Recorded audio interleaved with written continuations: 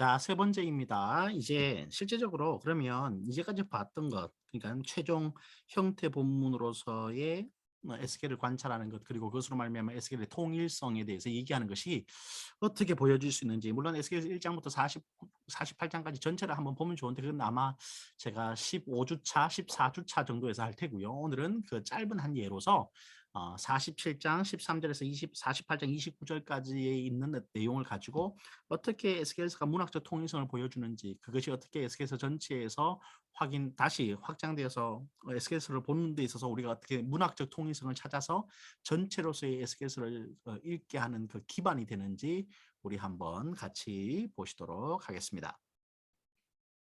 자, 화면을 공유하도록 하겠습니다.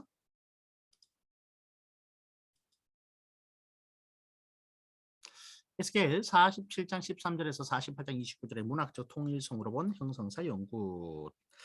들어가는 말, 전통적으로 인정되어 왔던 SQL서의 통일성은 1900년 이후 다양한 도전을 받았습니다. 우리 계속 봐왔던 거죠, 그죠? 다양한 도전을 받아왔습니다. 만일 저작에 대한 통일성과 포로기 저작을 주장하는 보수주의적 입장이 여전히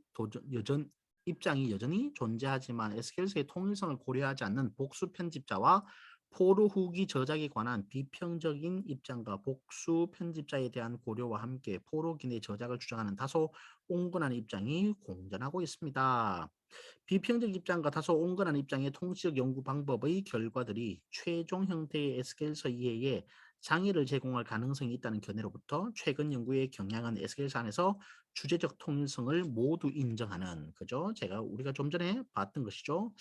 주제적 통일성을 모두 인정하는 기반 위에 서 있습니다. 여기엔 또한 두 가지 경향이 존재하는데 SQL서의 형성 과정에 대한 고려 없이 최종 형태의 본문만 주된 관심을 보이는 입장과 SQL서 안에서 주제적 통일성을 편집자의 손에 의한 것으로 설명하는 입장, 이것도 우리가 봐왔죠. 두 가지가 존재합니다. 이상의 이상의 연구의 경향들에 반해 본 논문은 SQL 47장 13절 이하가 형성의 역사를 가지고 있음에도 불구하고 그 형성이 전체적인 편집에 의한 것이 아니라 찌물리가 주장하듯이 프로토슈라이붕 이어쓰기에 의한 것임을 밝히는 것입니다. 그리고 또한 그 성장의 정도는 전체에 비해 적은 부분에 해당하며 성장은 앞선 본문의 기본적인 문학의 구조와 신학적 관점을 무너뜨리는 것이 아니라 오히려 확장 및 강화 시키고 있다는 것을 밝히는 것입니다. 그리고 이를 통해 에스겔서 47장 13절 이하의 본문이 형성된 전체로서 통합적으로 읽혀져야 한다는 것과 주제적 통일성이 편집자에 의해 생성된 것이 아니라 이미 주어졌고 에스겔에 의해서 말이죠. 그것이 형성의 역사를 경험함에도 불구하고 유지 강조되고 있음을 밝히려고 이 논문을 씁니다가 됩니다. 자, 에스겔서 47장 13절에서 48장 29절 분석. 에스겔 47장 13절에서 48장 29절의 본문은 두 개의 묘사로 이루어져 있습니다. 하나는 새로운 경계의 묘사이고 하나는 땅 분배의 묘사입니다. 먼저 본문이 어떤 명확한 그리고 규칙적인 도시간에서 작성되었음을 밝히기 위해 본문 속에서 가능한 문학 구조를 찾기를 시도하고 다음으로 그것과 관련하여 문학 비평적인 질문들을 제기할 것입니다. 근데 나머지 이제 다 읽어보면 이것들을 읽어보기는 너무너무 힘들거든요. 그래서 이것을 다 읽기보다는 좀 넘어가서 마지막에 가면 중간에 도표는 봐야 되겠네요. 틀이 있습니다. 40장 13절의 알파절에 코 아마르 아도나이 야웨가 나오고 48장 29절 비베타절에 누움 아도나이 야웨가 나오는데 이것이 말이죠. 틀이 되고 그 틀 안에 12지파에 대한 땅 분배 목록이 들어가고 그리고 경계 묘사와 땅 분배 묘사가 뒤에 붙어 있는, 그런데 이것을 형성하면서 재밌는 것이 뭐냐면 여기 틀이 하나 더 나온다는 거죠. 그래서 말이죠. 어떻게 되어 있냐면 보면 마치 하나의 틀이 요렇게 형성되고 또 하나의 틀이 요렇게 형성되는데 마지막으로 또 하나의 틀이 요렇게 형성되는, 그러니까 47장 13절과 14절이 48장 29절과 전체 이 본문의 틀을 형성해요.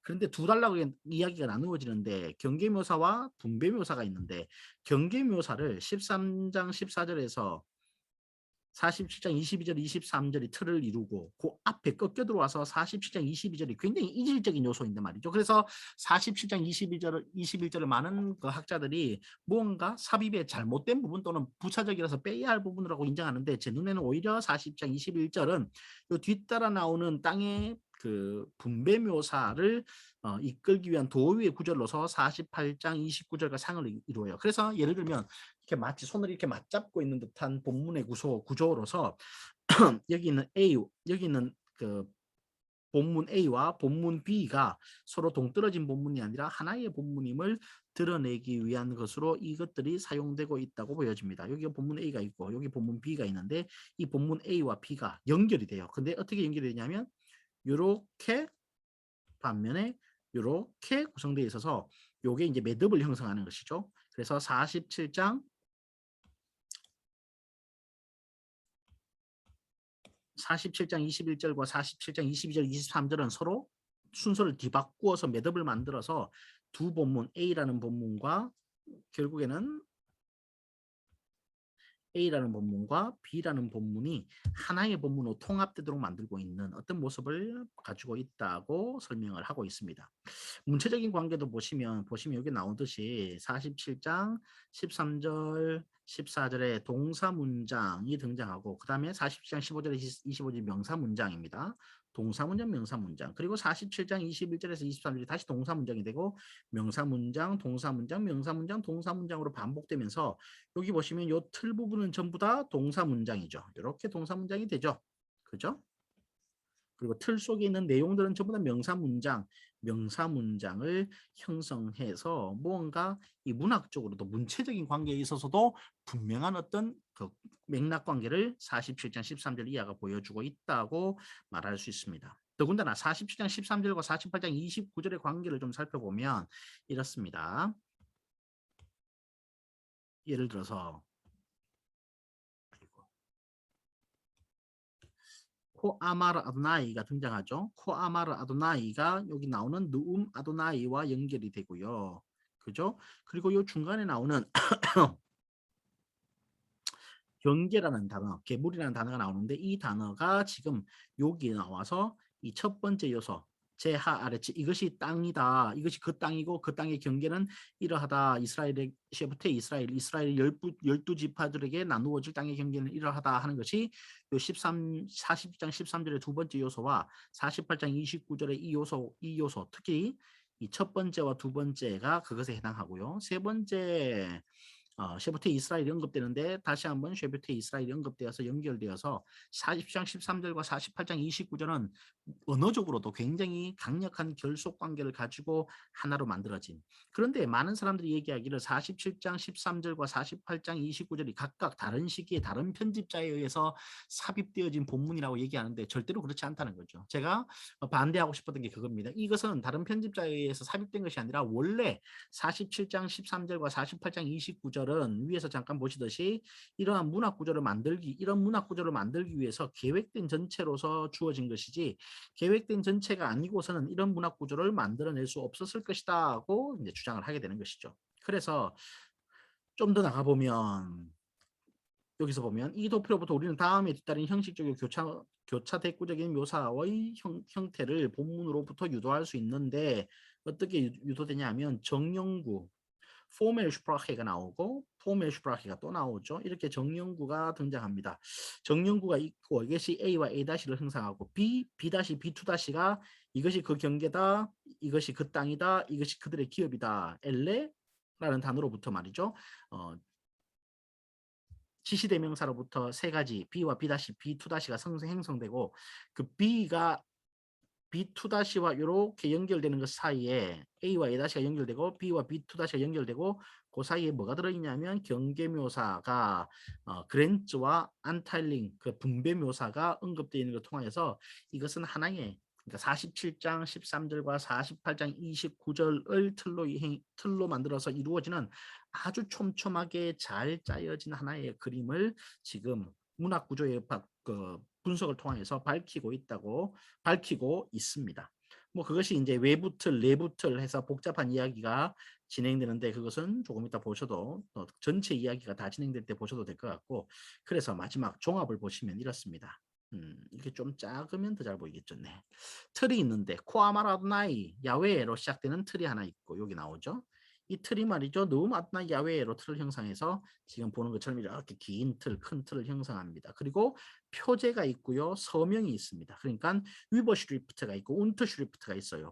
여기서는 여는 글 그러니까 제목을 쓰면 여기서 도장을 꽝 찍어요. 내용은 똑같습니다. 야외에 의한 12지파 이스라엘에 대한 땅의 수요에 대한 확약, 야외에 의한 12지파 이스라엘에 대한 땅의 수요에 대한 확약 내용이 똑같고 그 안에 두 가지 이야기가 있는데 첫 번째는 새로운 경계 묘사이고 두 번째는 땅의 분배에 대한 관한 묘사인데 이 두 가지가 말이죠. 각각 다른 전통을 가지고 있어요. 다른 데서부터 왔단 말이에요. 자료가 다릅니다.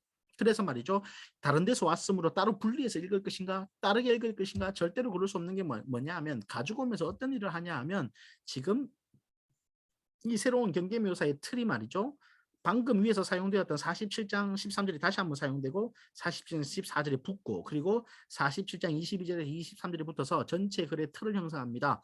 코 아마라 아도나이 야훼가 나오고 누움 아도나이 야훼가 다시 등장하여서 표제가 되고 한 틀을 형성하죠. 그래서 새로운 경계묘사 요게 요 틀 안에 놓여 있는데 다음에 오는 땅의 분배 묘사는 이상하게 좀 전에 우리가 문서에서 봤듯이 40장 13절이 더 위에 있는 그 한 절이 틀을 형성하여서 거기 보면 코 아마라 아드나 야훼가 47장 13절과 관련해서 다시 나오고 21절이 지파에 대한 땅의 분배에 대한 요구가 다시 나와서 이렇게 연결되어서 말이죠. 48장 29절과 연결됩니다. 물론 48장 29절은 다시 이걸 의미하는 것이죠.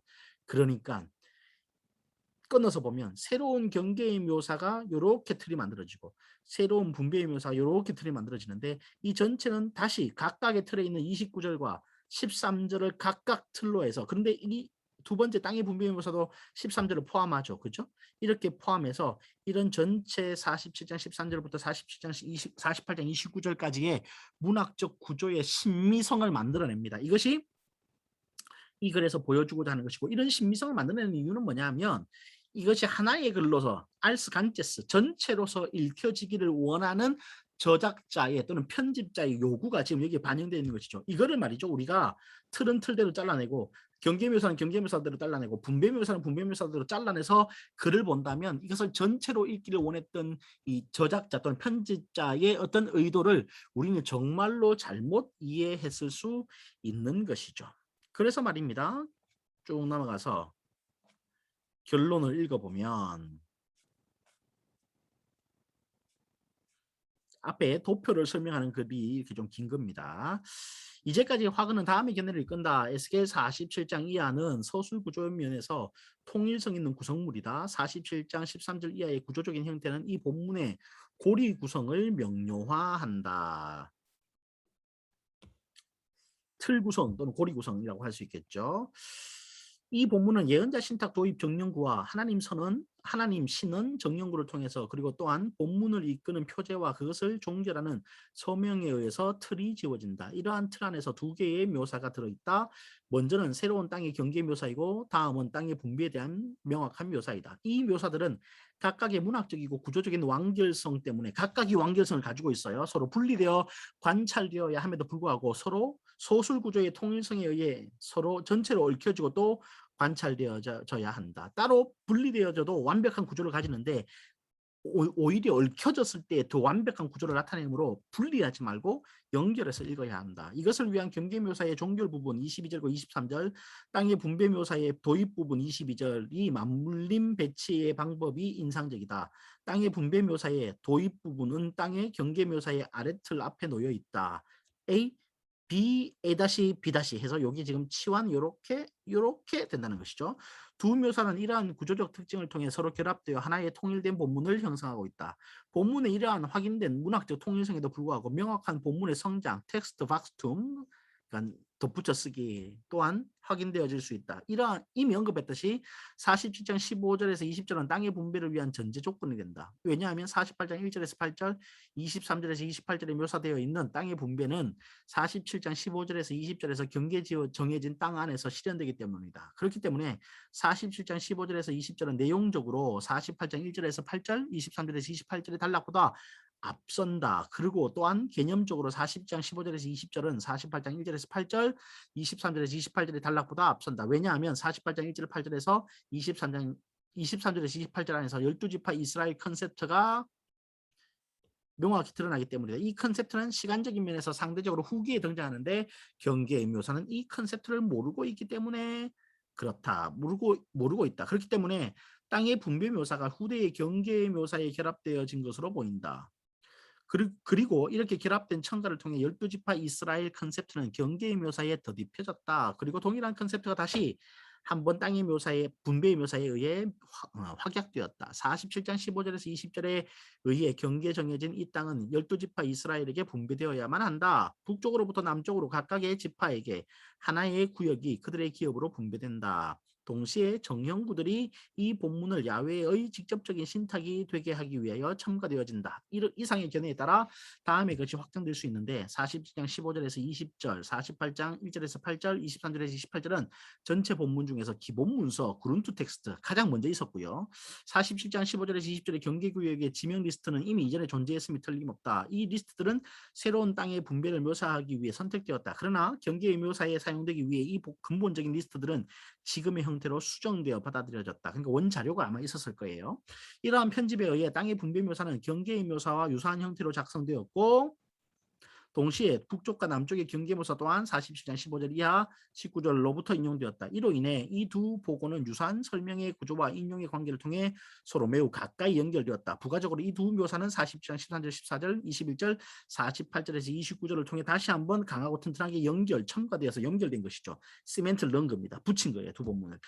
그 다음에 이 두 묘사는 다시 정형구에 의해서 정형구가 다시 삽입되죠. 코아마라 아드나 야훼 같은 것이 삽입된 겁니다. 여기서 우리는 아주 당연히 다음을 인지할 수 있다. 한편으로 땅의 분배 묘사는 서로 분리되어 있는 두 묘사로 더 이상 분할될 수 없다. 왜냐하면 경계의 묘사는 땅의 분배 묘사를 위한 필수 불가결의 조건이 되어버렸기 때문이죠.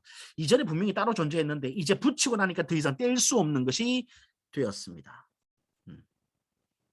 땅의 분배 묘사는 경계 묘사의 논리적 기결이 되기 때문이다. 다른 한편으로 독립적인 땅의 분배 묘사는 경계 묘사 없이 이해될 수 없기 때문이다. 또한 게다가 땅의 분배 묘사 없는 독립적인 경계 묘사는 기대되어질 수 없기 때문이다.